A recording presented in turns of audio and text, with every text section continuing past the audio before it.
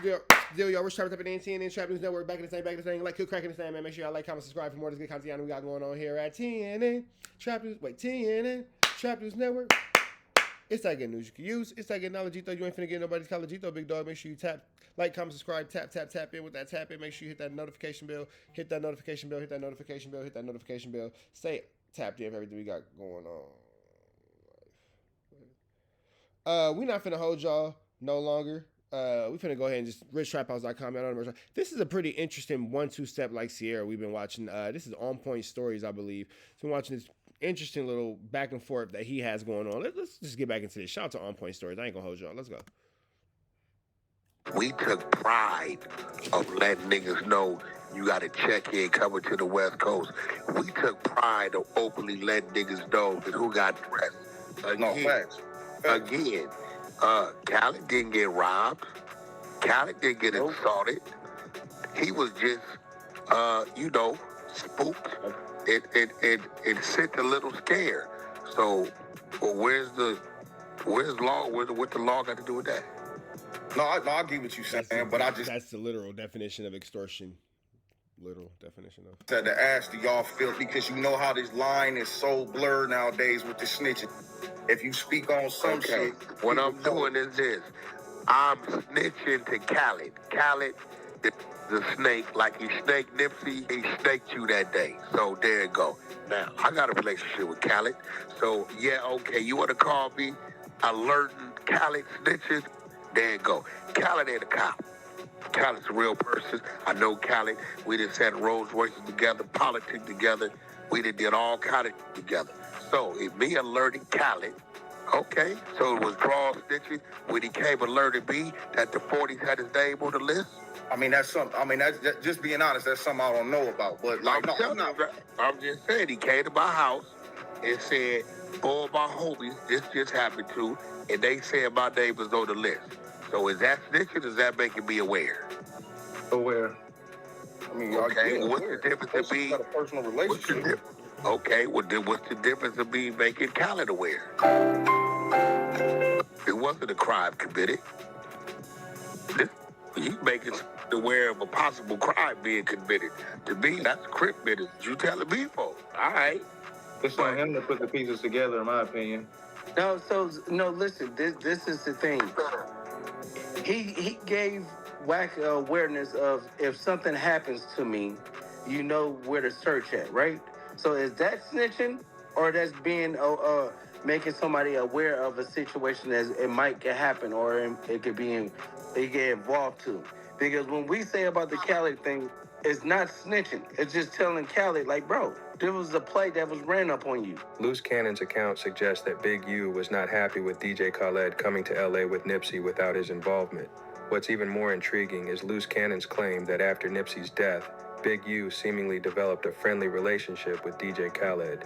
This shift in dynamic led Loose Cannon to believe that Big U's issue wasn't really with DJ Khaled, but with Nipsey himself, possibly fueled by jealousy of Nipsey's rising star. I could have went directly to a no-jumper clip for this footage, but Wig TV does an excellent job reacting to Loose Cannon's reaction. Make sure you sub his channel. This is where things get interesting. He'll be like, he'll manipulate things. Like, we'll go and do something, and the same niggas we do it to show up to the house like 10 minutes later when we trying to, counting everything, right? And we be like, how the fuck they get the, well, we're going to just give them like $40,000 back and stuff like that. But because it's actually putting us in paperwork, right? And like doing like real police shit. I seen the nigga get like 20 guns. And when he got 20 guns, he's selling them to the homies. But I'm like, why are you writing down the serial numbers? So it's like, he was doing like shit like that. And I didn't catch on. So it was like, I'm waking up now. You get what I'm saying? Because I'm his right-hand man. You get what I'm saying? So when it came down to like dirt and stuff like that, I'm gonna get it. You get what I'm saying? And then, like, one day... you know why he wanted to get a dude back to 40, right? Because he was gonna make dude give him 20 for getting it back. Of course. And kept you out of it. Of course. He did that to... Yeah, so this Loose Cannon, he breaking down how Big U be like, how he, for one, is facilitating information to them people by way of his program. He got the grid program, right? And how the setup is all set up. You know what I mean? When I did that to Meek Mills and Rick Ross. What'd you do to them? So, The club, when you sweated them in the club? yeah. Dude, and Meek and Rick have no idea that Draw sent you at him. No, yeah, they sent that because I called Ross. I'm like, Ross, Boy, this drop shit off, getting crazy. drop off the 50,000, and we're gonna let Meek live on crib. So Ross dropped off the 50,000, and so me and the homies, we go back. He stopped answering the phone. He stopped picking up and shit like that. And we were like, what you doing? Like 2 days later, he called me. He was like, oh, nephew, where you at? And I'm like, nigga, where my money at? And he was like, oh, I needed it for bills. I needed it for... I'm like, what? Like, cuz that's some weird shit. And then he stopped answering the phone because I'm trying to pull up on him. Like, bro, you got to come and see me. And then it's like, we were doing a TV show, like... So I wonder if they boxed Meek in the club, boxed him in the club, right? And then what Rick Ross gave the money to Big U and he was supposed to break y'all off. I don't know, that shit sound crazy, but that's some cold shit. You send some niggas at a nigga, and then the whole time though they thinking they under your, you know what I mean? Like the tap in shit, how they be saying, oh, check in and whoa. Meek think he done checked in. Whole time he done checked in to get booked. A while back, right? And I'm on a phone. He FaceTimed me. So he FaceTimed me and stuff like that. He was like, Nipsey just got killed. I'm like, 6-0. I didn't hear that. So I hang up with him. I called Nipsey, and I'm like, Nipsey, what's up? He was like, oh, what's up with it? Nipsey answered. Nipsey answered. He answered the phone. And I was like, I don't know why it's echoing like that. I love you, cuz, or whatever like that. Did you tell him the call you just got? Or you didn't even mention it? I didn't mention it. And that's what fucked me up because my cousin is Nipsey baby mama. You get what I'm saying? So it was like I could have probably stopped it or it had it. Stop what? Fuck you mean? That fuck you talking about? No, because listen. So after I talked to Nipsey and I was like, yeah, I love you, cuz, or whatever like that. I'll see you later or whatever. So I hung up the phone. I thought Big U gave wrong information. 30 minutes later, the homies blowing me up like they just killed Nipsey. And so I'm like, Wait. You get a call from Big U telling you Nipsey just got killed. yeah. You panic, called Nip. Nip answered the phone. Yep, and You we like, were just okay. talking on regular, so Regular. it's like at the end of the day, I didn't even think about it because You don't even warn him that you got that call from dude. No, because their relationship was so fucked up. It'd be like they be hot one minute, then they be cold the next minute, and then they be lukewarm. Like you And just 30 never minutes knew. after you get off the phone with Nip, he get killed. Yeah, I got it. So all you on think the he hit TV you show. a little too early? Yep, he hit me a little bit too early because the homie Shitty double back 3 times. You hear what I'm saying? And first he shot him, boom, go into the alley, came back and shot him, boom. It wasn't good enough, and then he came back and he shot him again. But now it's like How did he know? yeah, no, but Yeah, that's crazy. it's deep. So it's like I don't know who to trust. Now It's let me ask you a question. I heard this. I don't know how true it is. I heard that Shitty and Nipsey had a fight. Yeah, they had. Prior to a couple weeks before that. They had a fight like a week before that. When they had a fight, you know, Shitty ain't known for fighting. Yeah, no, not at all. He known Not at for all. Yeah. doing the other things. So at the end of the day, it's like Nipsey beat him up. Nipsey is what? It's like 6'4", 6'5". Shitty is like 5'5", 5'6". You get what I'm saying? Like frails. Like he get hot. So there was already some friction there. Yeah, it was already friction because of like some police telling shit and. Now let me ask you something, bro, because you know they gon'. I know you. Yeah, we've heard this. You know, mine. He called you. And if Got It just seemed fishy because niggas like niggas already knew what was going on, bro, with the situation, especially if they already had a fight prior and they know, you know what I'm saying, this, that, and the third. Cold part about it is Luce was spilling hella beans in this interview, right? He say Big U set niggas up to get cut. Feel me? Then giving niggas half of their money back, and in order to when you give them the money, when you take them over there, right, to where the stash spot is after they done got cut, he playing a big homie role. Like, well, we'll give him back this. They probably give him half of what they got back. You know what I'm saying? So he getting double cut and some more shit. on top of that, right?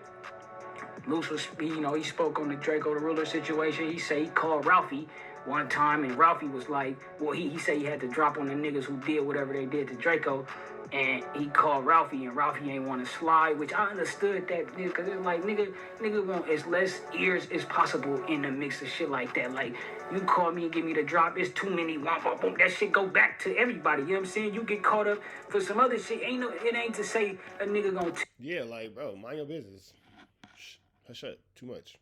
Too many ears in the mix. Tell or nothing, but I'm just saying, like, it just leave too many open doors, too many loose ends when a nigga is calling you, talking about a nigga right here, and the phones and all this other shit. Don't nobody want to go through all that, so I understood what he was saying, even though Luce looked at it like, oh, Ralphie, he ain't standing on business for his brother. The way they was talking about the shit, too, they was basically making it seem like Ralphie just left Draco in the midst of the shit going on, which it was, that's, bro, you can't, you know what I'm saying, nigga, it's not happening, bro, you can't leave, bro, you know what I'm saying, nigga, everybody gotta go all the way up before a nigga leave, bro, simple as that. But, yeah, man, that shit, it was, this interview was crazy, bro, because he was just breaking down hella shit. He was talking about how Shaq, he was fucking on Shaq, bitch, and Shaq was hot, feel me, shit, he had Shaq, bitch, just cashing him out for the, you know what I mean, for the, basically, just all type of shit, bro, and it was crazy, bro. It's even crazier that I watched some shit last night, too. I was just, because I guess I was getting prepared for this shit to drop, so I'm like, let me go ahead and do some research and look back on certain shit and see how you know what I mean? Even though I didn't even know what was going to be said, but I went and looked at an old Big U interview, right? And he was like, he said some shit like about, he was basically like, and it's just my interpretation of it, right? He was basically saying, like, after Nip died, right, with the allegations of him having something to do with it, he lost a lot of deals and he lost a lot of shit and money that was supposed to come in. And, nigga, look at that like, damn, you more concerned about losing these deals than losing the homie. You know what I'm saying? A little bit. And on top of that, right? This ain't no disrespect. This is an analysis, right? Then, he say, but even if I did have something to do with it, you know what I'm saying? He say some crazy shit, and I'm like, ooh, that was like, that shit was crazy. WACK100 also touched upon this later connection between Big U and DJ Khaled, describing their photo opportunities as the old LA shuffle or the old LA squeeze. This cryptic phrase hints at a complex and perhaps strategic social maneuvering within LA, something we know as checking in. I don't know, because me and my people, me and my team, when it comes to checking in with us, it's really just making us aware that you're here, because the climate changes from the last time you may have been here. I check in everywhere I go. I was just about to go to Florida, and I can show you on my phone where I hit my Miami team, said I might be down there Friday. You know what he told me? Man, I got to go up top for my son's birthdays.